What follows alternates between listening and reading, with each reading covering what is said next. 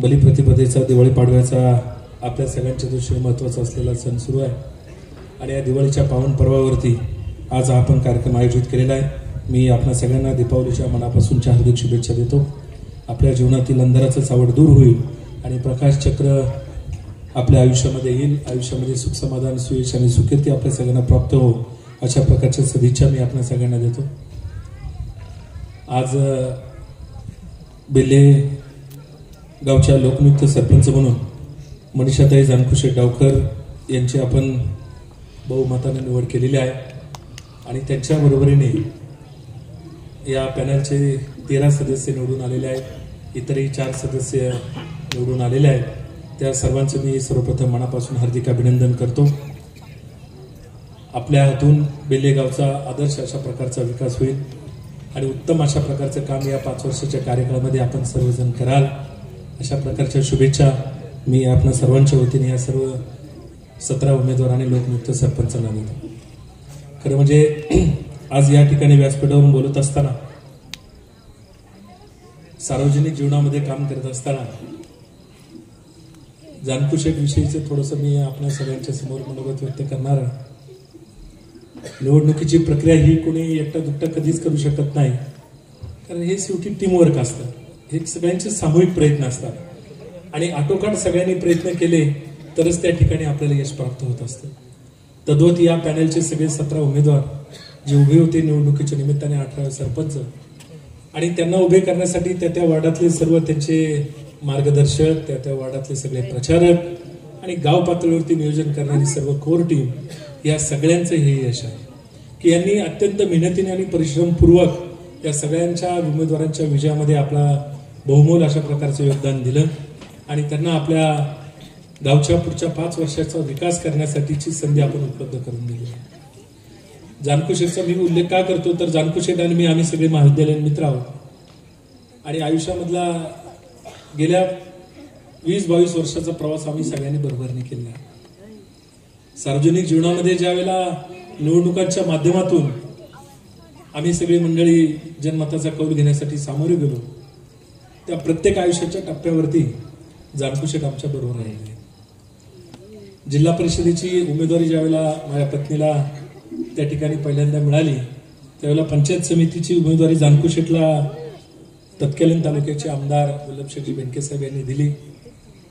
आपण सगळे मान्यवर मंडळींनी त्यासाठी खूप परिश्रम घेतले, परंतु थोड्याशा मताने जानकुशेठला पराभवाला सामोरं जावं लागलं। परंतु कुठेही नावभेद न होता आणि खचून न जाता सातत्याने लोकांप्रती समर्पित भावनेने जानकुशेठने आपल्या आयुष्यामध्ये काम करण्याची भूमिका सातत्याने ठेवलेली आहे आणि कोणाच्याही सुखदुःखातला कुठलाही प्रसंग असू द्या, रात्रीची वेळ असू द्या किंवा कुठलाही प्रसंग असू द्या, जानकुशेठ पर्यंत जर माहिती गेली तर 100% त्या ठिकाणी जानकुशेठ उभा राहणार आणि त्या व्यक्तीला त्या ठिकाणी मदत करण्याची भूमिका त्यांनी त्यांच्या आयुष्यामध्ये कायम ठेवली आणि म्हणून जानकुशेठ विषयी नेहमीच सगळ्यांच्या मनामध्ये आपुलकीची प्रेमाची भावना राहिली। मागच्या पंचवार्षिकला मनीषाताई मायाबरोबर निवडणुकीला त्या ठिकाणी सामोरे गेलेल्या आहे पंचायत समितीच्या आणि त्याही ठिकाणी त्यांना पराभव पत्करावा लागला। आयुष्यामधले 2 महत्वाचे आणि मोठे पराभव या परिवाराने या कुटुंबाने त्या ठिकाणी पचवले, परंतु नावमेद होता न होता खचून न जाता शेवटी राजकारण हा सगळा ऊन सावल्यांचाच खेळ आहे। आयुष्यामध्ये जसे आपण चढ उतार पाहतो तशाच पद्धतीने जीवनामध्ये हे चढ उतार येत असतात। आयुष्य आपण म्हणतो की हा खाच खळग्याचा प्रवास आहे, कुठेतरी खड्ड्यामध्ये पण पाय जातो परत वरती येण्याची संधी मिळते। तशा पद्धतीने जानकुशेठने त्यांच्या आयुष्यामध्ये आणि या परिवाराने आजपर्यंत जरी अडीअडचणीचे प्रसंग निर्माण झाले तरी त्याच्यामध्ये नावमेद न होता आपल्या जीवनाची वाटचाल त्या ठिकाणी सुरू ठेवली। आपला व्यवसाय आपला शेती ह्या सगळ्यांचा व्याप सांभाळत असताना जमेल अशा पद्धतीने आजपर्यंतच्या आयुष्यामध्ये त्यांनी समाजाची सेवा केलेली आहे। आपल्या गावामध्ये आपण गेली कित्येक वर्ष पाहतोय की कोणाचेही दशकरी असू द्या, लग्न समारंभ असू द्या किंवा छोटा मोठा साडेपाच महिन्यांसारखा कार्यक्रम असू द्या, ज्या ज्या ठिकाणी आवश्यकता असेल त्या ठिकाणी माईकवरती जानकुशेठ हजर असणार आणि ते कार्यक्रमाचं संयोजन करून तो कार्यक्रम व्यवस्थितरित्या कसा पार पडेल यासाठी प्रयत्न करणार आणि म्हणून सार्वजनिक जीवनामध्ये काम करत असताना या प्रकारे समाजाप्रती समर्पित वृत्तीने आजपर्यंत जानकुशेठ त्या ठिकाणी कार्यरत राहिले आणि ज्या वेळेला ही निवडणूक आली गेल्या पंचवार्षिकच्या निवडणुकीला सुद्धा जानकुशेठची इच्छा होती, परंतु त्याच्यामध्ये काय झाले आपल्या सगळ्यांच्या समोर आहे, त्याच्यामध्ये त्यांना त्या ठिकाणी संधी मिळू शकली नाही। परंतु ह्या पंचवार्षिकच्या निवडणुकीमध्ये मात्र गावातील सर्व ज्येष्ठ मार्गदर्शक मंडळी, त्याचबरोबर गावातील सर्व कार्यकर्ते, तरुण सहकारी या सगळ्यांनी त्या ठिकाणी मनीषाताईंना लोकमुक्त सरपंच पदाची उमेदवारी मिळावी यासाठी आग्रह धरला. या सगळ्या मान्यवर मंडळींनी त्यासाठी प्रयत्न केले आणि आमदार साहेबांनी सुद्धा त्यामध्ये अत्यंत सकारात्मक अशा प्रकारचा प्रतिसाद देऊन सगळ्यांना त्या ठिकाणी त्यांच्या विजयासाठी प्रयत्न करण्यासाठीचे सुतोवाच केले.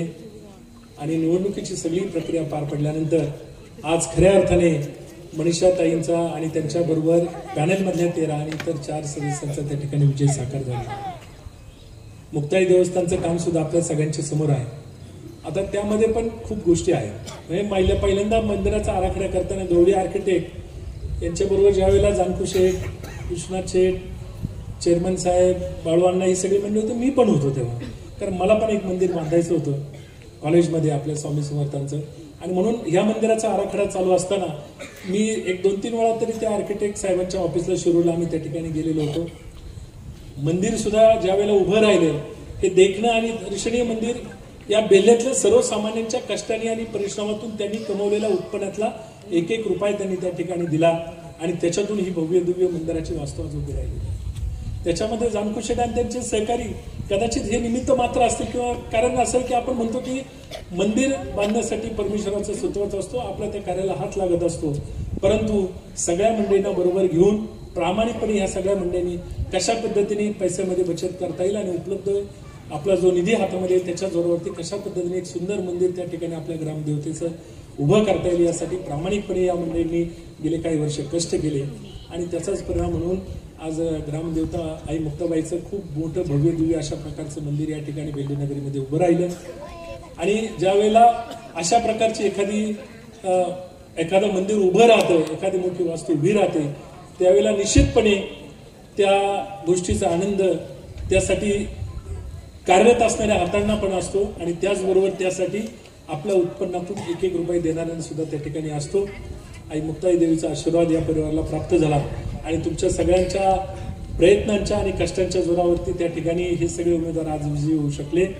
आपण अत्यंत मोठ्या आत्मविश्वासाने आणि एक दिलाने यांच्या पाठीमागे उभे राहिल्यात. आपल्या सगळ्यांचे मी मनापासून आभार व्यक्त करतो. निश्चितपणे या 5 वर्षाच्या कार्यकाळामध्ये आमदार साहेब असतील किंवा तालुक्यातील इतर मान्यवर मंडळी असतील, या सगळ्यांच्या नेतृत्वाखाली काम करत असताना उत्तम अशा पद्धतीचं विकासाची दिशा निश्चितपणे गावामध्ये ते दाखवतील आणि जे जे काम असेल ते काम मनापासून त्या ठिकाणी पूर्ण करून एक आदर्श गाव म्हणून बेलेगाव आपल्या तालुक्यामध्ये नाही तर जिल्ह्यामध्ये नाव रूपगास नेण्यासाठी ही सगळी मंडळी त्या ठिकाणी प्रयत्न करतील. मी त्यासाठी ह्या सगळ्या मंडळींना माझ्याबरोबर आलेल्या सर्व मान्यवर मंडळींच्या वतीने मनापासूनच्या शुभेच्छा देतो. आणि या निवडणुकीमध्ये काही उमेदवार पराभूत पॅनेलचे झाले असतील, त्यांनी पण काही नावमेद होऊन जाण्याची गरज नाही. जीवनामध्ये हे सगळे प्रसंग चालू असतात, परंतु तुमच्या 1-1 मताचा यांच्या विजयासाठी मोलाचा वाटा आहे हे पण आपल्याला विसरता कामा नये.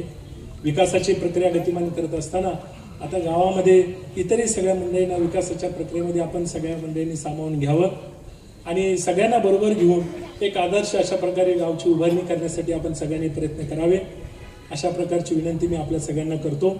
शेवटी गावगाड्यामध्ये काम करत असताना आपल्या सगळ्यांना एकमेकांच्या बरोबरीनेच राहायचं असतं. एकमेकांच्या मनामधले असतील शंका कुशंका त्या दूर करून त्यांनाही बरोबर घेऊन निश्चितपणे त्या ठिकाणी गावाला पुढे न्यायचं असतं. जानकू शेठमध्ये ते गुण आहेत हे आपण अनेक दिवसापासून पाहत आहोत. त्यामुळे ते असतील, त्यांच्या पत्नी मनीषा ते सरपंच म्हणून काम करत असताना निश्चितपणे त्या पदाला योग्य तो न्याय देण्याचा प्रयत्न करतील. आता महिला पत्नी ज्या वेळेला कार्यरत असते त्यावेळेला पतीची सुद्धा खूप मोठी जबाबदारी त्याच्यामध्ये असते. महिलांच्या बाबतीत म्हणजे त्यांनी त्या ठिकाणी नेतृत्व करत असताना पतीला सुद्धा त्यांच्या बरोबरीने ज्या ज्या गोष्टी असतात त्या गोष्टी सगळ्या समोर असून त्या ठिकाणी पूर्णत्वास न्यायच्या असतात. त्यामुळं ही सगळी मंडळी त्याच्यामध्ये कुठेही कमी पडणार नाही. मी सगळ्या वार्डांमधल्या विजयी झालेल्या उमेदवारांना त्यांच्या भरघोस यशाबद्दलच्या मनापासूनच्या शुभेच्छा देऊन उत्तम अशा प्रकारचं काम आपण निश्चितपणे करून दाखवाल आणि ह्या समस्त बेल्लेकरांनी आपल्यावरती जो विश्वास दाखवलेला आहे त्या विश्वासाला आपण सगळेजण खरे उतराल अशा प्रकारच्या सदिच्छा देऊन माझे 2 शब्द थांबवतो.